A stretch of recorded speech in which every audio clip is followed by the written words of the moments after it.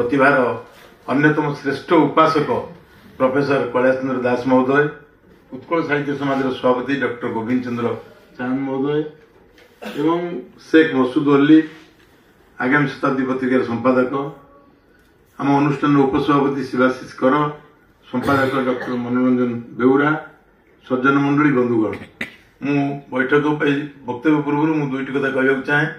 आम पर दिन आदिनाट्यकार जगन्मोहन लाल श्राद्ध उत्सव पालन करूँ। एथिरे नाट्यकार सुभाष महापात्र को आम चलित वर्षर आदिनाट्यकार सम्मान श्रीरामचंद्र भवन में प्रदान कर आमको आपण अनुरोध करी आपण मैंने संध्या 6टार रे ओडिशा संगीत नाटक एकाडेमी उपसभापति विशिष्ट नाट्यकार मनमोहन शतपथी से पुरस्कार देवे। आपण मैंने आसवे मुझे अनुरोध करुँच। आसंता काली संध्या सारला भवन में आम पीताम्बर मिश्र जी विशिष्ट प्रकाशक थे जयंती उत्सव होउची एवं तरुणकांति मिश्र जी विख्यात गाल्पिक 50,000 टंका दि जाए पीताम्बर मिश्र सम्मान अर्पण कर से अर्पण करेंगे छत्तीसगढ़ महामहिम राज्यपाल श्री विश्वभूषण हरिचंदन। मुझे अनुरोध करी ये दुईटी कार्यक्रम में जोग देवे आसंता काली एवं पर दिन ये दुईटी भव्य कार्यक्रम एवं मु वक्तव्य अधिक देवी ना। आपण मैंने अति उच्च मानर वक्तव्य शुणी प्रोफेसर दास वक्तव्य देइचंती। बाकी विश्वनाथ इतिहास एक अलिभा स्वाक्षर जीवन थिला एक संग्राम और संघर्ष जीवन।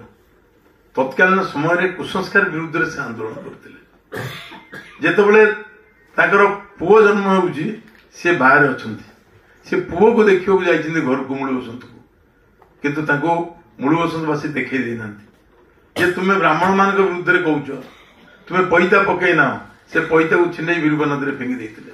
से मनुष्य भितर जाति कोन मनुष्य भितर धर्म कोन धर्म होउची एक धर्म ता होउची मानव धर्म जो से ब्राह्मण धर्म ग्रहण करते। प्यारीमोहन आचार्य जो मान को आम देखुचे जो माने ब्राह्मण धर्म प्रवर्तक थे चिंता चेतना रे से उद्भूत होते से प्यारीमोहन एकाडेमी छात्र थे। मधुसूदन राव ताकर घनिष्ठ बंधु थे। से भाग्य विश्वनाथ भारत वर्षर एकमात्र व्यक्ति जिते महात्मा गांधी 1915 मसीह भारतर स्वाधीनता संग्राम को आसुच्च भारतर स्वाधीनता संग्राम नेतृत्व नौ दक्षिण आफ्रिका फेरुवा युवक महात्मा गांधी। महात्मा गांधी भारत में पहुंचा बेलू ब्रिटिश शासन से महात्मा गांधी के विषय लिख किए आपने शुणी खुशी हे। भारत वर्ष प्रांतीय भाषा उत्कल साहित्य गांधी प्रथम प्रबंध लिखा जा पुरुष सिंह गांधी लिखुं विश्वनाथ कर। महात्मा गांधी संपर्क में भारत वर्ष गोटे लेखा प्रकाश पाँच उत्कल साहित्य पुणी विश्वनाथ कर लिखुं महात्मा गांधी को ओडिशा आगमन एवं ओडिशा रे ताको कार्यक्रम को सफल करिवारे ताको उद्यम थिला सबुठ सुदूर प्रसारी। ओडिया माने केमति एकाठी हेबे ओडिया माने केमति संगठित हेबे सेथिमे उत्कल साहित्य समाज सेथिमे उत्कल सम्मेलनी सेथिमे उत्कल साहित्य पत्रिका 6 मान 8 गुंठ जो प्रख्यात प्रसिद्ध उपन्यास ता उत्कल साहित्य प्रकाश पाइतला। उत्कल साहित्य प्रति संख्या प्रकाश पाउतला। मु गोटे छोटिया उदाहरण दे वक्तव्य शेष करी जे केते लोकप्रिय थिला उत्कल साहित्य पत्रिका। आपण मान 6 मान 8 गुण पढ़िथिबे सेते देखिथिबे रामचंद्र मंगराज जे सारिया भगिए को मारिछ तार विचार होची कोर्ट रे प्रति संख्या रे उत्कल साहित्य रे प्रकाश पाउची। जो दिन विचार हबो जो परिचित प्रकाश पाइची जे आजी रामचंद्र मंगराज रो तार विचार हम एवं शुणाणी शेष हो राय प्रकाश पाइब से दिन 100 लोक कोर्ट पाखे ठिया कहीं ठिया ना आज रामचंद्र मंगराज को राय प्रकाश पाइब। ये हूँ उपन्यास ये हूँ उत्कल साहित्य विश्वनाथ कर भूमिका।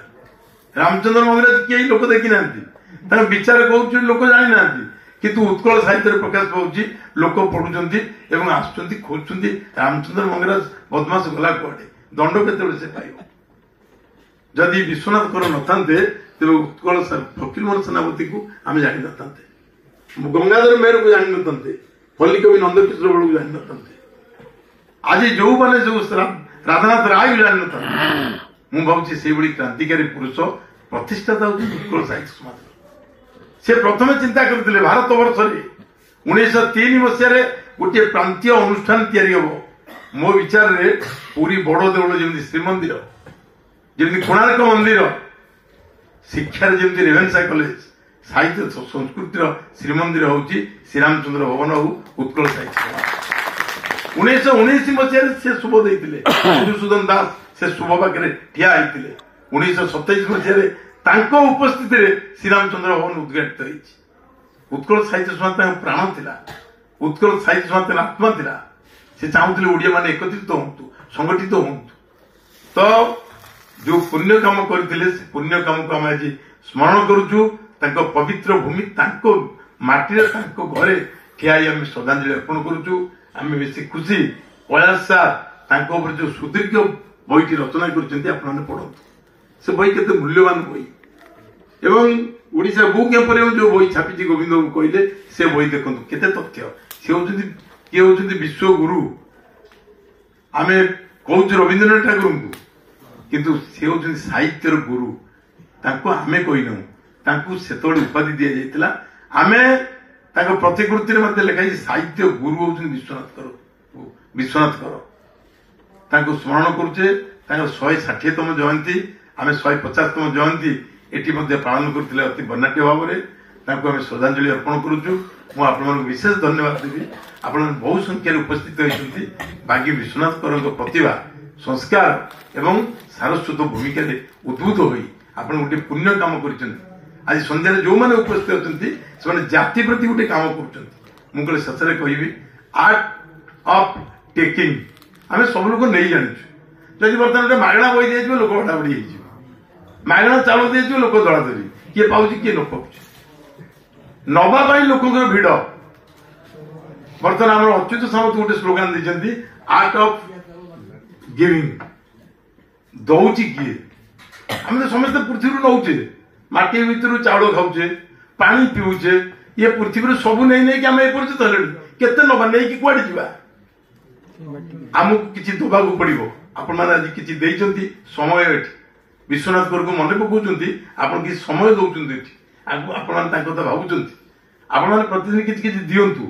ଯିଏ ଦବ ସିଏ ପାଇବ, ଯିଏ ଭାବିବ ସବୁ ନେବି ସେ କିଛି ପାଇବନି। ନବ ରଖିବ କୋଉଠି, କରିବ କଣ? ମୁଁ ଭାବୁଛି ଆର୍ଟ ଅଫ୍ ଗିଭିଂ ଆମକୁ ଦବାକୁ ଆରମ୍ଭ ହବ। ଦବା ପ୍ରକ୍ରିୟା ହଉଛି ଯିଏ ଦିଏ। ଆପଣ ଭାବନ୍ତୁ, ଯିଏ ମନ ଖୁସିରେ 5 ଟଙ୍କା ଖଣ୍ଡେ ଲୋକଙ୍କୁ ଦେଇ ଦଉଛି, ତା ମନ ଯୋଉ ଖୁସି ହୁଏ, ତାର ଗୋଟାଏ ସେକେଣ୍ଡ ଆୟୁଷ ବଢିଯାଏ।